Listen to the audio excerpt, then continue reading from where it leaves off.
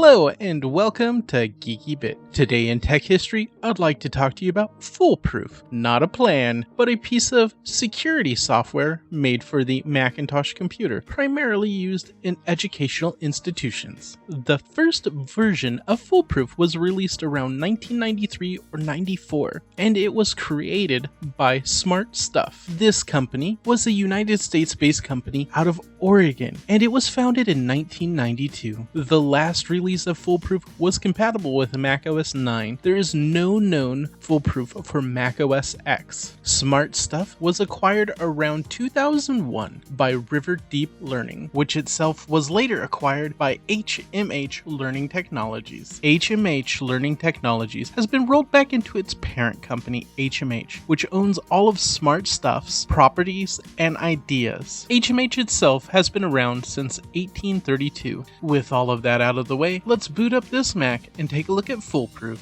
Now that we're booting up here, let's go ahead and take a look at this. If you notice down here right where my mouse is, yep, there's FoolProof. Now let's see what it takes to set up FoolProof. Alright, now we're going to go ahead and we're going to look at this folder called FoolProof.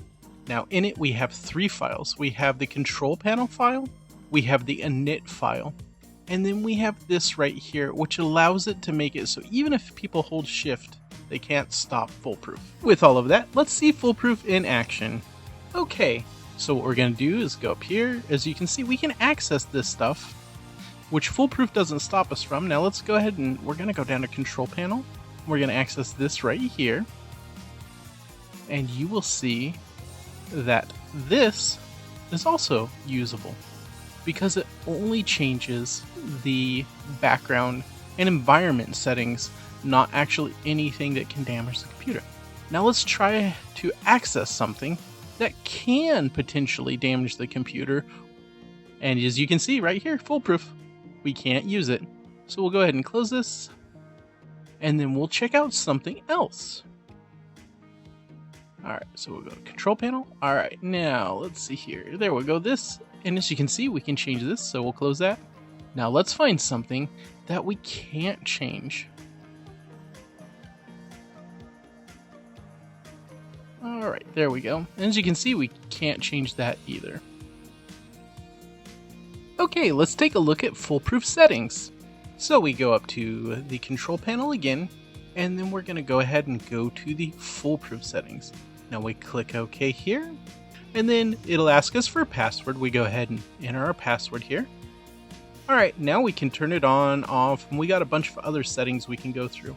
So you can see these are the desktop controls right here. We can change these different things to whatever we would like them to be.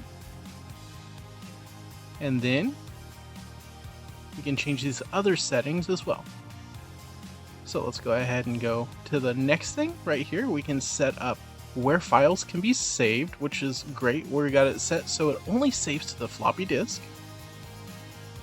So let's go ahead and cancel. Let's go to the next one. And here you go. We can see the different preferences we have. Let's go ahead and cancel that. And this is pretty much the information about FoolProof. Now, it's got a lot of useful stuff here because you can actually read what you can do. Alright, and that's FoolProof. Alright, now let's talk about my personal history with FoolProof. Back in my sophomore year of high school, I hated to go to the school assemblies because if you weren't into sports ball, they were kind of boring. So much so that I would actually rather have been in class. My best friend Marcus and I would try to skip those school assemblies, and one of the best ways to do it was to hide somewhere where the school security wouldn't look. To that point, the school had 5 computer labs, 4 that were closed rooms, and a 5th one that was an open area next to the principal's office. The 4 computer labs that were closed-roomed had a small open area and then a larger closed area behind them that the security often wouldn't look in. The only problem was, many times those computer labs were actually locked, but sometimes you got lucky, and when that happened, it was a great place to wait out those terrible assemblies. While waiting in those computer labs for the assembly to end, Marcus and I would often check all of the computers in hopes of a free floppy disk because they were not cheap back then, especially for us poor students. If we could save a few bucks, that was some pizza, gas money, or a couple arcade games. Heck, we might even be able to sell the floppy disks from time to time to other students. Jackpot. One of those computers had a 1.44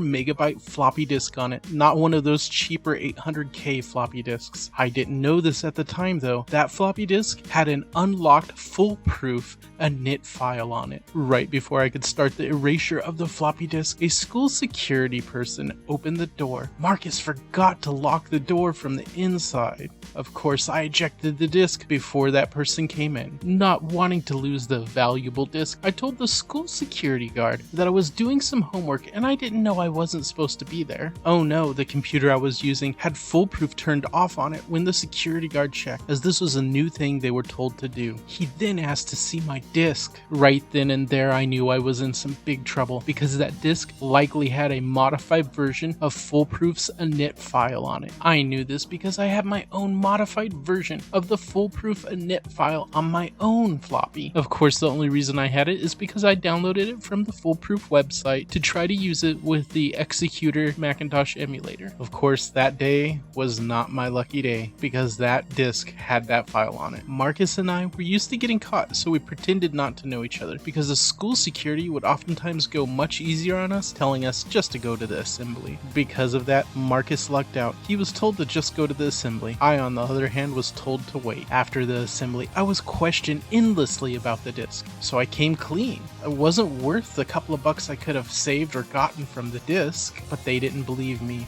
This was likely because I'd gotten in trouble for doing stuff with computers before. In fact, in the 5th computer lab, which was all PCs that ran Windows NT, I was able to get the shareware version of Doom on them. I'd also figured out other things they felt I wasn't supposed to do, such as changing the proxy server on the web browsers of the Mac computers. And given all of that, they spent the next 3 hours questioning me. After those 3 hours, I still hadn't told them what they wanted to hear. So they called my parents and told them if I didn't confess, that they would prosecute me as a hacker, and it's a federal crime. As a side note, the IT person told me later on that they couldn't have done that because you can freely get the file that I had on floppy disk from the website, which I already knew. Worried and not wanting to go to prison, and them not believing my story, I made one up. I told them that some kid gave it to me while I was headed to that computer lab trying to avoid the assembly. Lucky for me, they weren't too tech savvy, nor was the school's IT person. So when I told them I just inserted the disk and it did it all by itself, they believed me. They made me give a description of that kid or threaten me again with legal action. So of course I gave them a random description. Then they told me to make up for what I had done, I needed to help the IT person fix that computer and other computers as well. For the rest of that school year, I was told I had to help fix the Macintosh computers. Of course, I didn't really know what I was doing, so all I ever did was just reinstall macOS when there was an issue, because that's what I did for the Windows PCs when I worked at the computer shop, and it seemed to work well for the most part. So here are my thoughts on FoolProof.